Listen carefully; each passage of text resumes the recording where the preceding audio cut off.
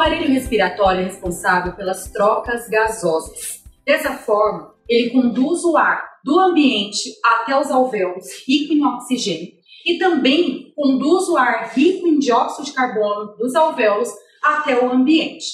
Para o exame físico do trato respiratório, é importante lembrarmos de primeiramente fazer uma boa anamnese.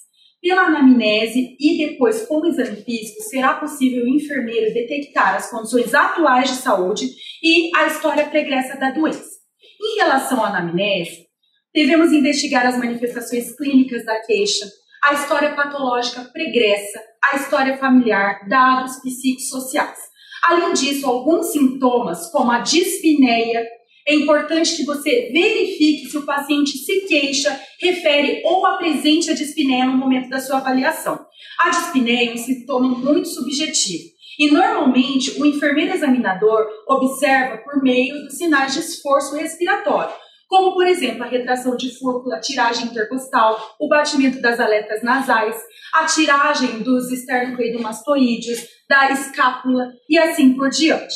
É importante saber se essa dispneia ocorre em repouso ou em atividade, se ela é leve, moderada ou grave. Se o paciente refere ortopneia, que é a dispneia em posição de decúbito dorso horizontal, ou se refere dispneia paroxística noturna, que é a dispneia súbita.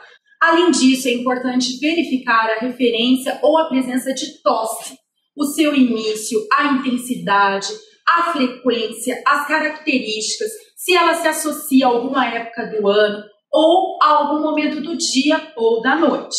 A expectoração pode também estar presente na tosse e é importante você investigar a quantidade de escarro que está sendo produzida, as características, a coloração, o odor e também se há hemoptise. A hemoptise é a saída de sangue pela boca por meio de uma ruptura de vasos da árvore traqueobrônquica. O enfermeiro deve saber diferenciar a hematêmese da hemoptise e também a epistaxe da hemoptise. A dor torácica também deve ser investigada na anamnese do aparelho respiratório. A dor torácica deve ser distinguida de uma dor torácica de origem cardiovascular e de uma dor torácica de origem muscular. Outro item importante é avaliar a rouquidão. A rouquidão pode estar representando algum trauma ou alteração laríngea ou de cordas vocais. Entrando agora no exame físico, vamos falar um pouquinho das técnicas propedêuticas empregadas na avaliação do aparelho respiratório. A primeira é a inspeção, que pode se dar de forma estática ou dinâmica, que falaremos a seguir. A segunda técnica é a palpação, seguida de percussão e, por último, a ausculta. Na inspeção estática, o enfermeiro irá avaliar a coloração da pele do tórax, a hidratação, a presença de cicatrizes, lesões, os pelos e sua distribuição, a circulação colateral e a presença de abaulamentos e retrações. Importante destacar a cianose, investigar se há cianose central ou periférica, que significa a cor azulada ou arroxeada das regiões periféricas dos leitos unguiais ou central. Importante também destacar a presença do baqueteamento digital. Não há uma explicação fisiológica para o baqueteamento digital. O que a gente sabe é que há uma alteração dos leitos unguiais para a forma de um bulbo, e ele está presente normalmente nas doenças respiratórias, cardíacas e na cirrose hepática.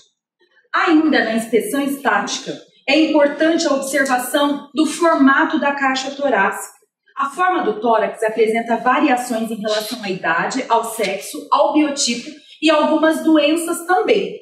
O tórax ele pode ser dessa forma chato ou plano, que tem como característica o diâmetro anteroposterior reduzido.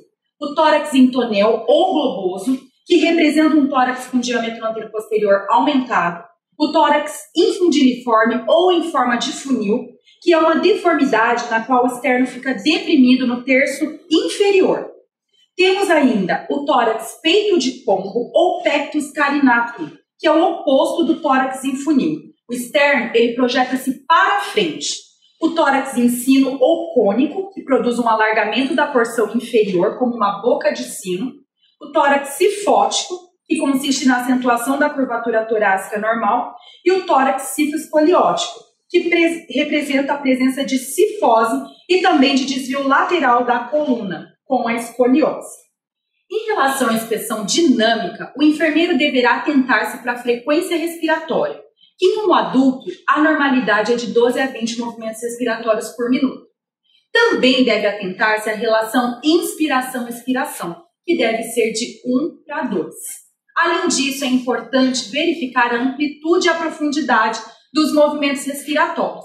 Temos aqui uma figura que representa esses exemplos de amplitude e profundidade. A taquipneia é a respiração rápida e superficial. Já a bradipneia é a respiração lenta e superficial. A apneia é a ausência de movimentos respiratórios. A hiperpneia é a respiração rápida e profunda. Já a respiração de Kussmaul é uma respiração profunda, cuja frequência pode ser rápida, normal ou lenta. A respiração de Cheyne-Stokes, também chamada de dispneia periódica, corresponde a períodos de respiração lenta e superficial, que gradualmente vai tornando-se rápida e profunda, e alterna-se com períodos de apneia. E por último, temos ali a demonstração da amplitude da respiração de Biot, que também pode ser denominada táxica e caracteriza-se por irregular. As incursões respiratórias podem ser algumas vezes lentas, algumas vezes rápidas, algumas vezes superficiais ou algumas vezes profundas, cessando por curtos períodos sem relação constante entre os tipos respiratórios. As causas incluem depressão respiratória e lesão cerebral.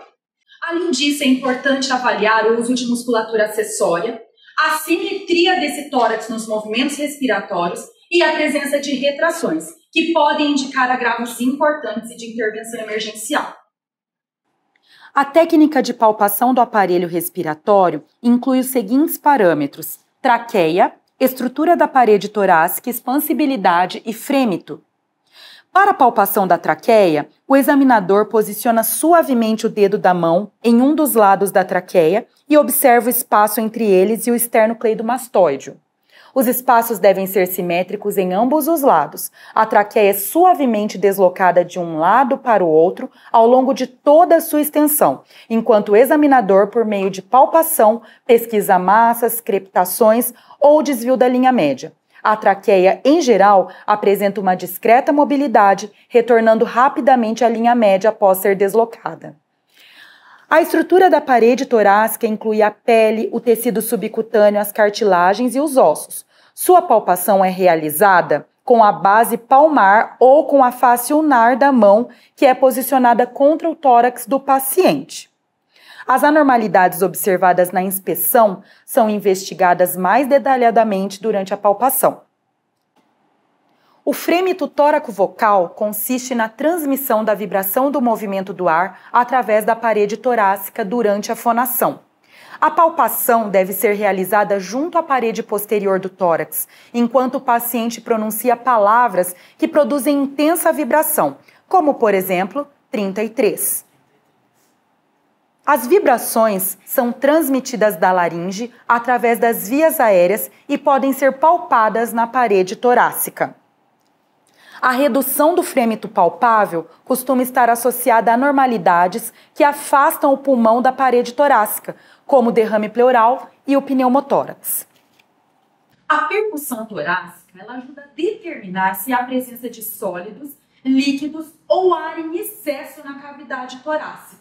O examinador deverá utilizar a técnica dígito-digital e os sons encontrados poderão ser o claro pulmonar, que é um som normal, o hipersonoro, que já pode indicar anormalidades, o som timpânico, maciço ou submaciço, que pode indicar presença de nódulos ou outras anormalidades sólidas. A percussão da parede torácica deve ocorrer dos ápices em direção às bases e de forma dígito-digital, primeiro em um dos lados do tórax e em seguida no outro. No tórax anterior, segue-se a sequência numérica de 1 a 5. Já no tórax posterior, a sequência é de 1 a 9. A percussão também é utilizada para avaliar a excursão diafragmática.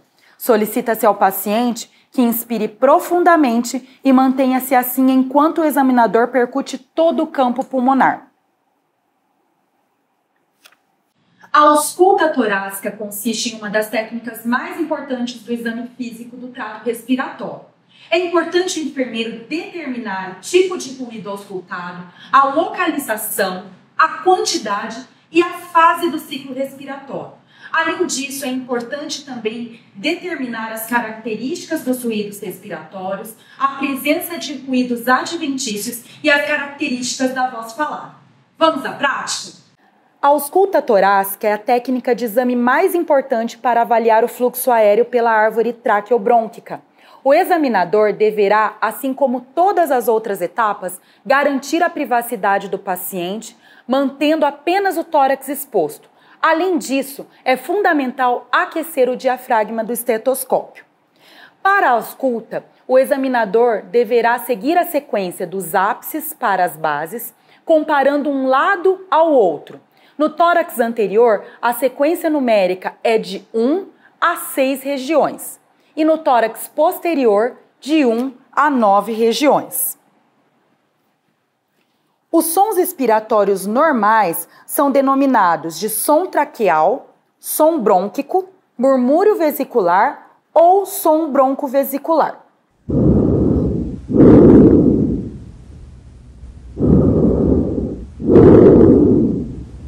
Os ruídos adventícios são sons anormais que se superpõem aos sons respiratórios normais.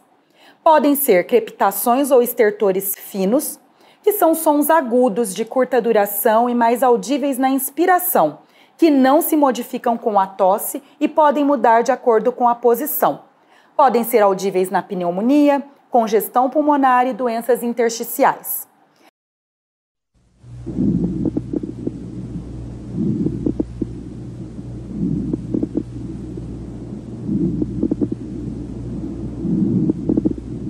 As crepitações grossas ou estertores grossos ou bolhosos são sons mais graves, de maior duração, audíveis no início da inspiração e ao longo da expiração.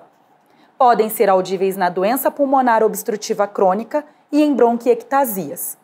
Os roncos são sons mais graves de maior duração, audíveis na inspiração e ao longo da expiração, com predomínio nesta última fase, e se modificam com a tosse, quando há produção excessiva de muco, como na pneumonia, na bronquite ou na bronquiectasia. As doenças estão frequentemente associadas à ausculta de roncos. Os sibilos são ruídos mais agudos de maior duração, audíveis na inspiração e ao longo da expiração, e não se modificam com a tosse. São decorrentes do estreitamento das vias aéreas e frequentemente associados à asma e também à presença de corpos estranhos.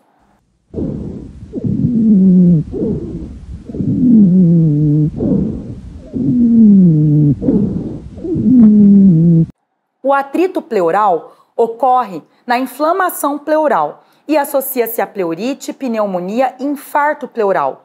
Ele é descrito como um ruído semelhante a um estalo ou a um roçar entre dois pedaços de couro.